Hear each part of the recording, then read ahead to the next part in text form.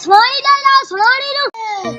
एक ही महीने हो गया मैं हेलमेट पात काम करना हो ना होवे मेरे तो पुलिस चढ़ी खड़ी हो गई हेलमेट कार लेना हेलमेट ना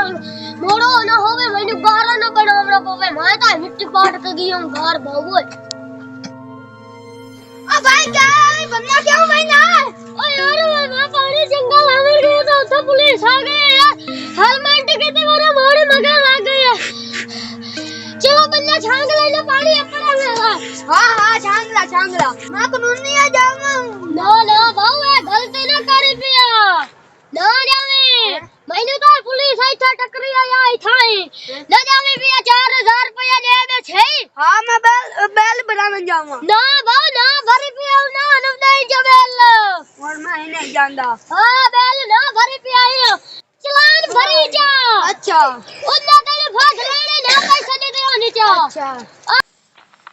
बच्चे ने शाबाश सामने लगा बैठा है एक साहब डोर देख लो तेनो डोर ता इथे खलन फेटो खलन और एक और गाल सुन मेरे अच्छा मैंने कोई खर्चा चाहिए मैं सामानी की शॉपिंग कराऊं बड़ा परसों तो तैਨੂੰ खर्चा दिता सामानी जेड़ा फिराट रहा है अंदे ही और मैं तैਨੂੰ किदू काट के देवा हां मैंने और क्या लिया थोड़ी खर्चा ऐसा खुदा दी कहानी मेरे को तैਨੂੰ परसों खर्चा मरचा तैਨੂੰ दिता है 1000 एक तू छोटा काम नहीं करंदा तो तू पैसा मंगी रखना तेरे तो है सही अच्छा यार तैਨੂੰ पैसे से देना तेरे को खर्चा देना था फावड़ा छौड़ा चंगी तरह ठीक है काम तू वाले कॉलेज क्या करवाई खला की बड़े की यार तू वाले कॉलेज क्या करवाई खला हैं कई गाल है सही मिनट सिर्फ सबर कर बड़ा दाता सही हो क्या कहूंगा ना है ओ पानी लग गया तो मैं शुक्र है मेरे को हेलमेट नहीं दो डाला पुलिस ने कही मोटरसाइकिल तो चुराए नहीं आना अच्छा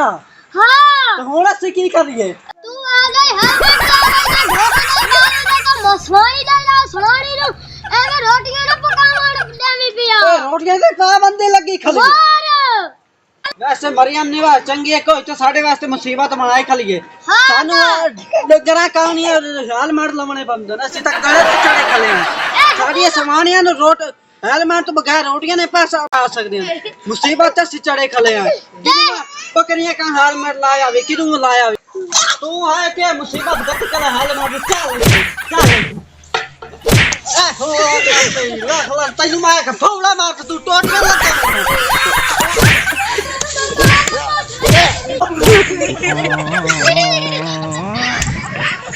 बेली साड़ी वास्ते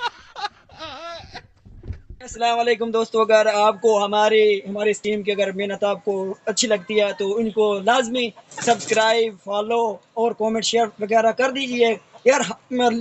यकीनन आपके पास टाइम होता है काफी लोगों को आपने सपोर्ट किया है मैं इस बात की गारंटी देता हूँ आपने काफी सारा बहुत बंदों को सपोर्ट किया है लाइक किया है लिहाजा यहाँ पे मेरे पास 2-4 बच्चे हैं बहुत मेहनती हैं और इतने अमीर तो नहीं है गरीब घराने से ताल्लुक है लिहाजा इनको भी सपोर्ट कीजिए आप अगर सपोर्ट करेंगे तो यकीनन ये एक हीरो बनेंगे इंशाल्लाह बहुत बहुत शुक्रिया।